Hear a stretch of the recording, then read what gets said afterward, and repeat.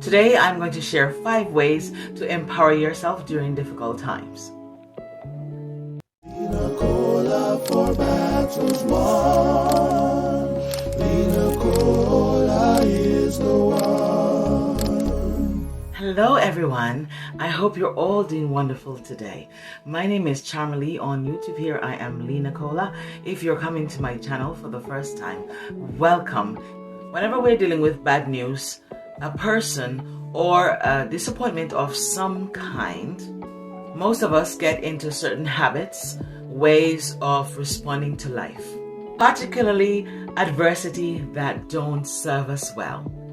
We overreact, we blow things out of proportion, hold on too tightly, and focus on the negative aspects of life. When we are immobilized by little things, when we overreact, we're easily bothered, annoyed, and are irritated. Reaction not only make us frustrated, but actually get in the way of what we really want. In short, we live our lives as if there is one great emergency, and we rush around looking busy trying to solve our problems. But in reality, we are often compounding them. Because everything really looked like it's such a big deal, we end up spending our lives addressing one drama after the next. In all honesty, after a while we begin dealing with everything in our lives as it's such a big deal.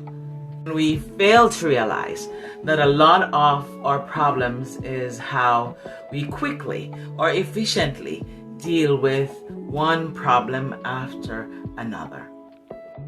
So guys, happily, I can tell you that there's another way to relate to life, and a softer, more gracious way that makes life so much more easier, and it also makes the people in our lives seems much more compatible. My friend, today I would like to share with you 5 ways that can help you to get through the difficult moments in times. 5 ways that can ease your burden, ease the pressure that you feel, ease the insecurities that you are feeling at this time. 5 ways that are powerful, 5 ways that will work once we apply these things to our lives. I have said this before in some of my videos, and I realize that it is so true that nothing builds our perspective more than developing compassion for others. The way of the world now is whenever someone is in trouble, whenever someone is hurt, then the easiest thing is for us to take our phones and we start to film. I can understand one person filming, but when you have 10 person looking at someone lying on the ground and they all take their phones out instead of even 9 of them helping and 1 film, then you know that we're in trouble. We are really in trouble. So developing compassion for others will change the perspective of the world, because we do all have feelings and we all hurt from time to time. Compassion is something that you develop over time. It involves two things: intention and action. Do you have a pure intention towards somebody who is hurting? Or what is the action that you are going to push forward in making sure that that person is okay? Intention simply means that you open your heart to others. You expand what and who matters from yourself to other people. Compassion develops your sense of gratitude by taking your mind off the little things that most of us really take too seriously. And it really does. And it's so important for us to see someone else instead of just seeing ourselves. Instead of looking at us and looking what we are going through, we must see others for what they are going through.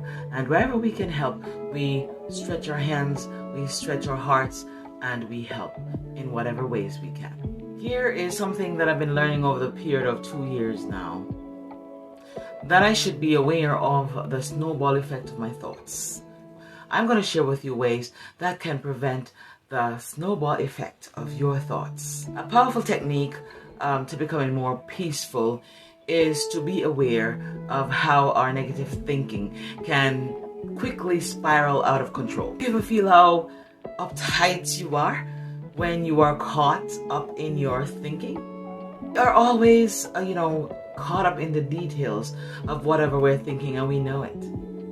So an example of this is that your manager, or your boss as you may call him, asked you to do something, and in the middle of the night you woke up and you forgot that you did not do what you were asked to do, and your mind start to go from one thought to the other, and you start to replay the conversations that you're going to say to your boss.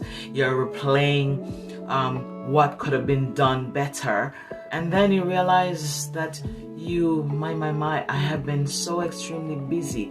I must have made like 50 to 60 calls. I must have had like 10 to 20 tasks to do so quickly that I forgot that I needed to take care of what I was asked. The solution here is to notice what is happening in your head before your mind starts building up momentum. As sooner you catch yourself in your thoughts, it is the quicker you can stop yourself from building up the snowball effects. Number 3, make peace with your imperfections. I've never met a perfectionist whose life was filled with inner peace. Personally, for me, there are times when I'm a perfectionist. Let me tell you how. When it comes to me doing my work, I want to make sure that my work is well done. When it comes to me creating designs, I want to make sure that the aesthetic design of whatever poster or cards I'm making, it's very good. I want to know that whatever I'm writing is good. However, the need or the desire for perfection and the will to have inner peace conflict with each other. There is no point in your life that you can have everything going perfectly. Not once.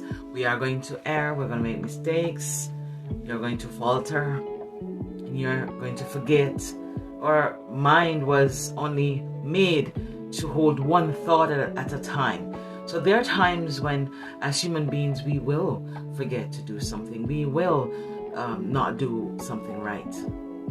Here's something that I want us all to learn.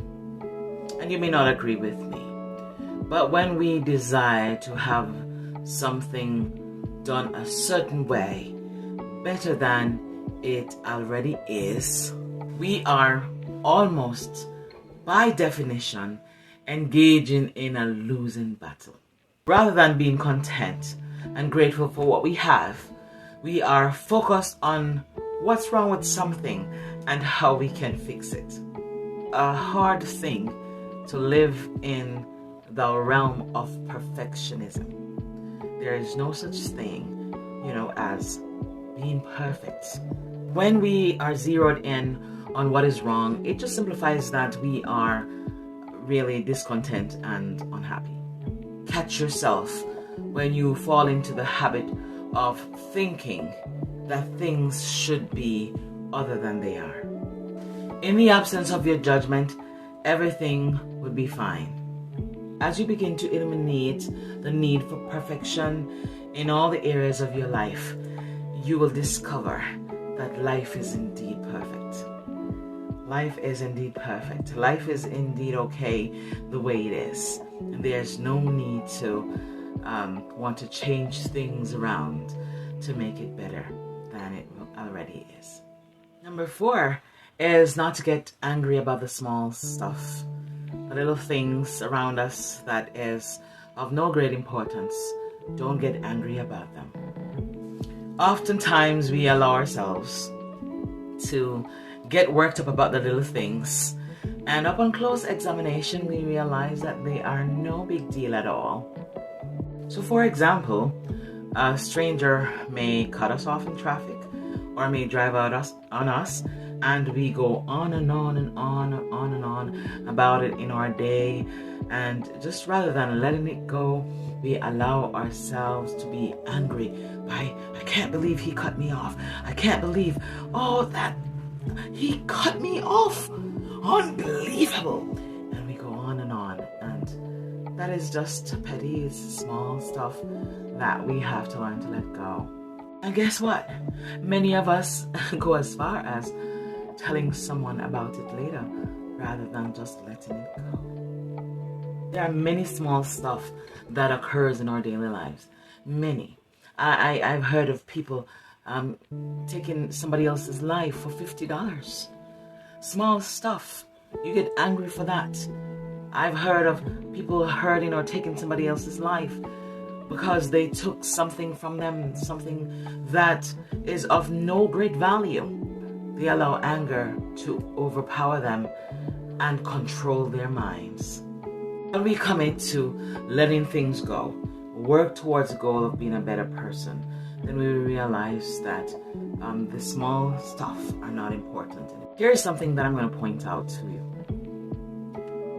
When we spend time to work on ourselves and not sweat the small stuff, not get angry over the small stuff, we will find that we are getting gentler and kinder to those around us. We will get more compassionate and we will be made whole.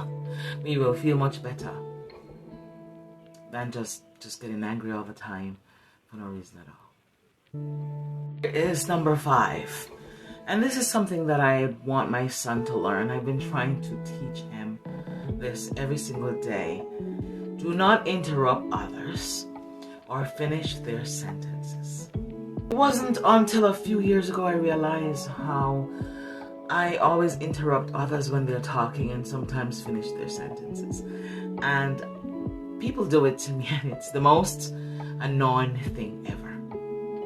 When we hurry someone along, when we interrupt their thoughts, and when we finish their sentences, we are not only busy in our own mind, but we are busy in the head of somebody else.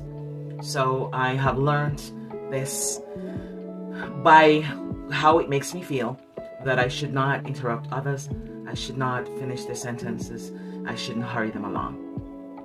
So once you begin noticing yourself interrupting others, you will find that this tendency is nothing more than a habit that is innocent. And once you catch it, then there must be the need to cease this kind of habit that you have. Remind yourself to be patient and wait. Allow the other person to finish speaking before you say anything, and in this way you will find out that the relationship is oh so much more better and you can communicate more and greater things. With that said, click the next video on the screen for more information.